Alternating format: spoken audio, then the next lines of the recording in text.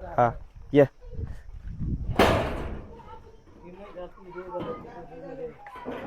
जवळपास 6 महिने झालं प्रोसेसमध्ये आहे ती.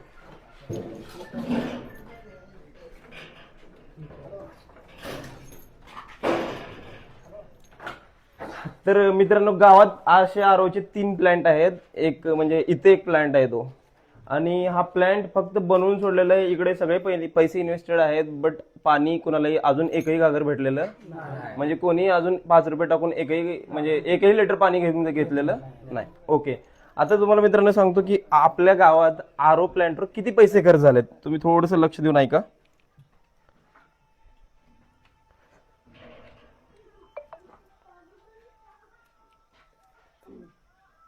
हा, तर आपल्या गावात बघा, आरो चिल्ड मशीन बसवणे 52,000 एक वर्ष झालं याला खर्च करून.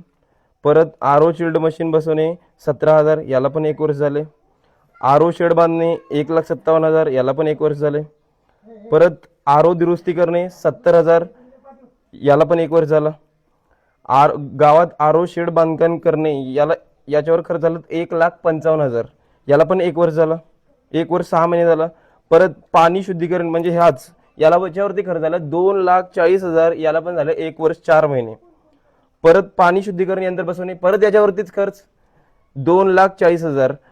परत आरो चिल्ड मशीन खरेदी करणे म्हणजे याच यंत्रणेवर परत 70,000.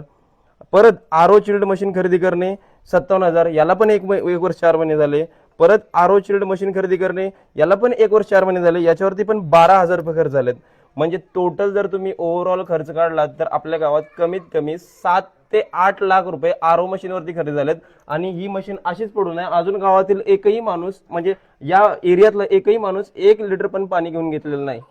याच्यावरती काय आहे, ग्रामसेवक साहेब लवकरात लवकर कारवाई करा आणि ही जी मशीन आहे लोकांना शुद्ध पाणी पिऊ द्या.